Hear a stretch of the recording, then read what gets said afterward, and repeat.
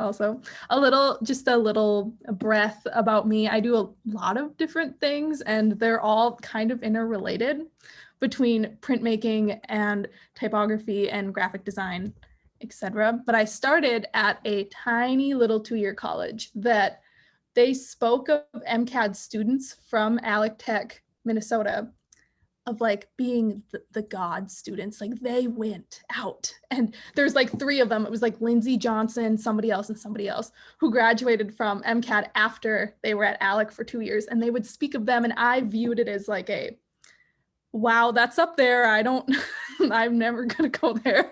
And I transferred to Bemidji State to pursue an exhibit design degree, a 4-year degree. And it was kind of a branch off of graphic design. And it is a very niche group of designers who work in trade show industry, which is something I'd never heard of. While there, the pandemic began when I graduated, and I had a professor named Mitch Blessing who said, oh, Cailey, you would make such a good like graphic design teacher. I know the director at MCAD. You should really talk to her about it. But you don't have to do it. Just think about it, because all your jobs you don't have anything coming out of college because of the pandemic. Why not? And I was like, you know what? You're really right. I should look into that. And that's how I heard about it. And that's how I ended up in this program. It was kind of like they say stepping stones happen in your life and you don't see them when they're happening until it's over. That's what that was. I'm going to talk a little bit about my mentor. His name is Aaron, and I vetted through, I don't even know how many mentors to find the one that I felt most comfortable with, who also understood our world. When I say our world, I mean the graphic designer's world, the battle between art and design, and like understanding where I fit. That was something I really was looking for in a mentor. So I had a list of things that I wanted. So when I was interviewing, I knew kind of what I was looking for. His portfolio is really vast, but it focused a lot in print. And that's something all of my clients are, when I work, it's always, what's the cheapest paper? What's the cheapest this? How fast can I get it? And he's worked with people who are not like that in publishing. So he knew more about materials and print and stuff like that he could tell me about that I don't have a good understanding. So he taught me a lot about that.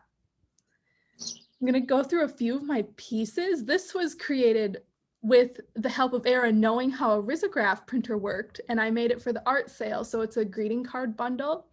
When you're in the graphic design world, no one has time for custom illustrations. Like that is just not something that people pay me to do very often. So MCAD helped me think about what kind of illustrating do I like to do?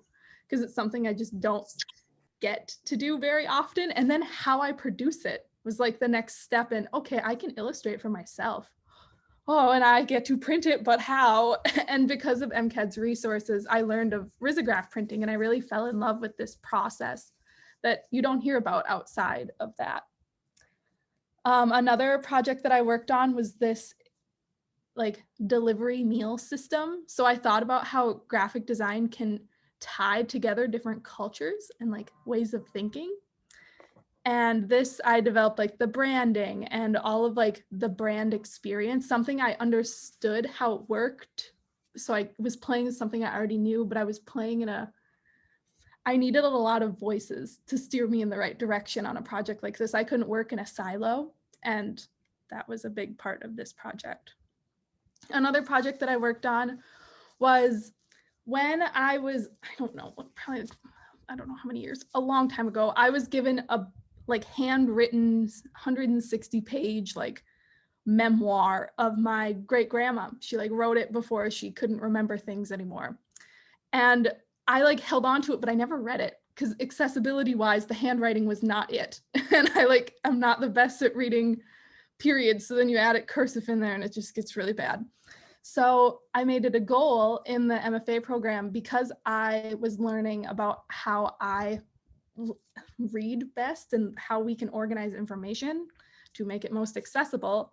I applied those rules to remaking this into a book, that like 160 page, and I used my mentor who's worked in publishing to like give me tips and tricks, like what does a book actually, how are they made? And that was a combination of a lot of different people who helped me finish this project. I'm going to talk a little bit about some of the work I was doing alongside. So the day-to-day was I'd work on my MCAD stuff, like those projects that you just looked at with my mentor, but then I'd use him in other ways too with my freelance clients. So I'd be like, Aaron, okay, let's talk about this, but can you give me some tips on these like illustrations? So I started to use what I was honing in on, which my illustration styles, something I hadn't realized I was interested in with Aaron, into like freelance. So I was starting to tie it into my professional practice.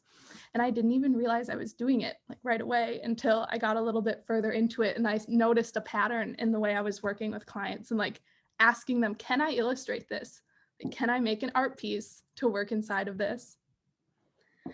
Opportunities through the program, I'm going to go through them just like kind of quick, but macadamia, we had talked about how like you select a mentor.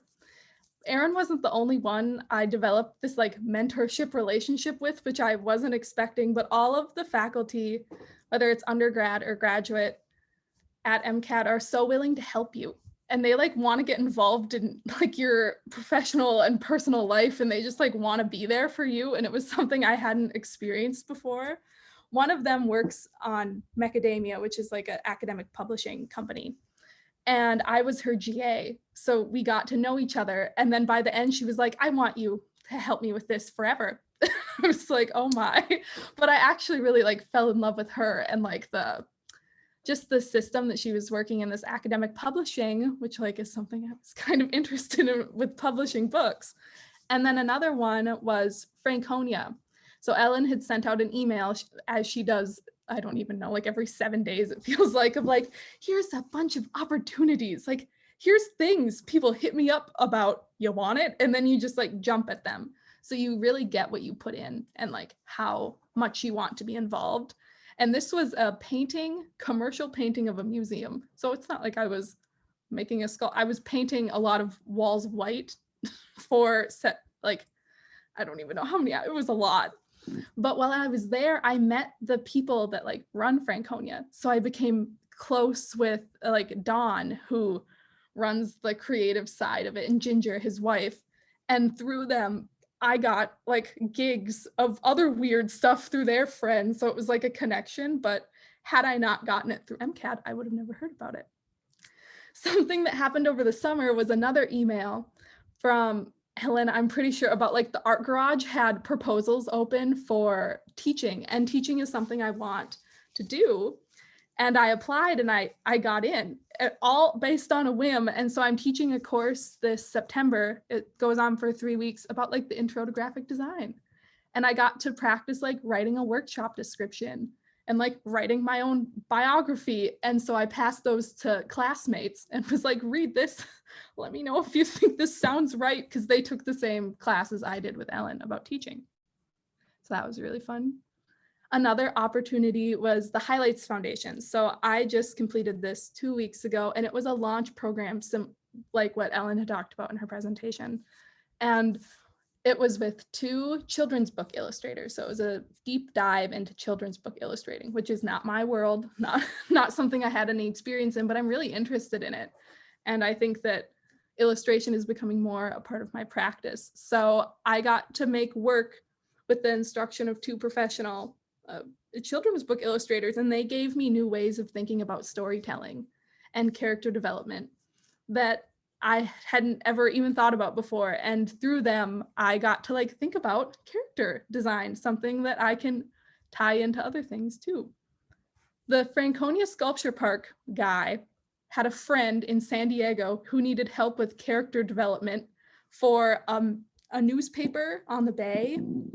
And he wanted to develop a character that represented those people that like busted into the Capitol. He wanted to like make a character design of him, but he didn't know where to start. He contacted Dawn. Dawn remembered me. And then I got like this gig of helping him make this like Wile E. the Coyote guy variation of something I'd never done before. And I loved doing it. It was really fun. And those are a few of the things that I've worked on and what the mentorship looks like. And